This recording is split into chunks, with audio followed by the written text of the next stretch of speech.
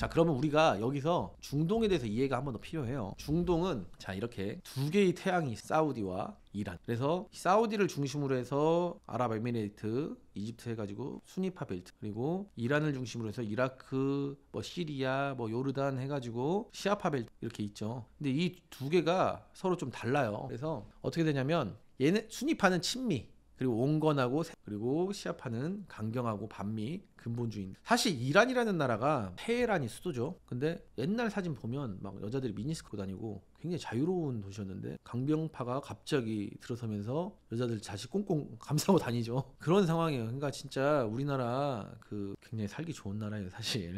근데 어쨌든 이 차이점이 뭐냐, 무함마드 자손만이 이 시아파는 근본주의자 종교 지도자가 됐다. 근데 이 종교 지도자가 근데 결국적으로 나라의 지도자예요. 근데 이제 수니파는 그 외에 무함마드 자손이 아니어도 될 수 있다. 이런 건데, 이거를 이제 왜 알아야 되냐? 현대에 있어서 가장 중요한 자원이 뭐예요? 바로 석유입니다. 그래서 미국이 이 중동의 정세에 굉장히 많이 개입을 했어요. 최근의 상황은 어떠냐? 미국에서도 셰일가스 나오고 재생에너지가 이제 주가 되면서 중요도가 점차 하락하고 있었어요. 언제까지? 코로나가 터지기 전. 그래서 미국이 점차 거기서 이제 영향력을 줄이고 점점 실속을 차리고 있었는데, 코로나가 터지고 유가가 급증하고 갑자기 고물가 사태가 퍼지면서 어떻게 되냐? 바이든이 지지율이 굉장히 많이 하락. 그러니까 이제 바이든 재선해야 되잖아요. 이제 트럼프도 재선을 못했죠. 근데 바이든도 재선을 해야 되는데 계속 지지율이 하락을 하는 거야. 그러니까 이 투표에서 이기려면 어때요? 물가를 회복. 제가 전에도 한번 라이브 때 말했는데, 지금 예전에는 10몇만 원이면은 그 마트에서 가득 채웠는데 지금은 한번 가득 채우면 막 30만 원씩 나온다니까. 우리나라도 물가가 지금 장난이 아닌데 미국도 마찬가지. 그러니까 물가를 회복하려면 유가를 우선 잡아야 되니까 사우디랑 다시 친하게 지내려고 지금 하고 있어. 그러면서 어떤 걸 하고 있냐? 지금 바이든이 얼마 전에 연설을 했어요. 그 팔레스타인 비난하는 연설을 했는데 거의 트럼프 수준이야. 트럼프 막말하기로 유명하죠. 근데 바이든 약간 그런 막말하는 스타일은 아니었는데 집권하고 나서 가장 세게 말했다고 하더라고요. 막 그냥 막 한 거야. 그냥 소위 말해서 여기 라이브 방송이지만 유튜브 제가 말 못하는 말을 막 해버린 거예요. 그 정도로 했는데, 왜냐? 잘 들어야 됩니다. 이스라엘과 사우디를 그럼 어떻게 되냐? 아까 전에 사우디랑 이스라엘을 연결시키면 이란을 견제할 수가 있죠. 그러면서 실제적으로 사우디를 통해서 이스라엘과 팔레스타인의 공생을 시도를 했어요. 그래서 이게 잘 되면 중동의 평화가 오지 않을까. 그러면 내 명성도 올라가는 것도 물론이지만 유가도 잡고 여러 가지 오지 않을까. 그래가지고 공을 엄청 많이 들였어요. 실제로 이스라엘과 사우디와 팔레스타인이 양보와 타협을 통해 가지고 뭔가 만들어내려고 하고 있었는데, 이 하마스가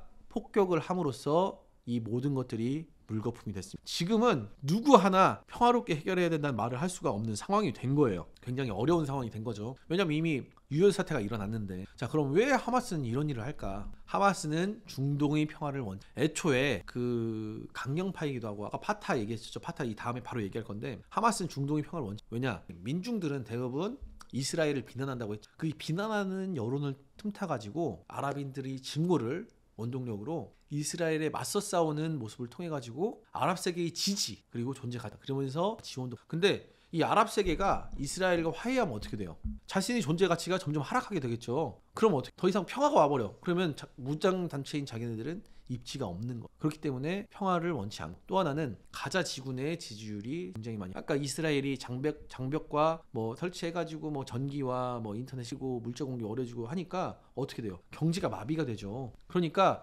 거기를 통치하고 있는 하마스에 대한 민중들이 지지율이 떨어질 수밖에 없는 거예요. 성전이고 뭐고 먹고 살았는데 가장 인간한테 필요한 거 아닙니까? 근데 이때 어떻게 하냐? 외부의 적한테 시선을 돌릴 필요. 그러니까 지금 이 순간이 넘어가서 진짜 평화가 오면 하마스는 정권 잡을 수가 없는 거. 그러니까 지금 아니면 안 돼. 그러니까 딱 50년이 지난 10월 7일에 미사일 쏴버린 거죠. 서한지구 상황. 아까 파타 얘기했죠. 파타가 피에로에서 나왔다고 얘기했잖아요. 기본적으로 온건했고 뭐 오슬로 뭐 어쩌고 해가지고 아까 얘기를 좀 했었는데, 이런 상태다 보니까 이스라엘한테 할 말을 못해. 이런 거잖아요. 우리도 우리 정치인들한테 바라는 게 뭐야? 시원시원하게 얘기해주길 바라잖아요. 일본이 잘못하면 일본한테 야 너 잘못했어.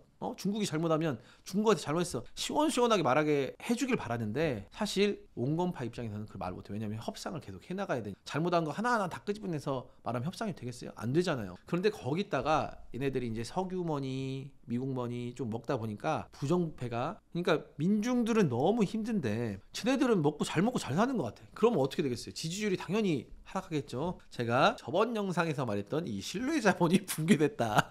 저번 영상도 한번 꼭 봐주십시오.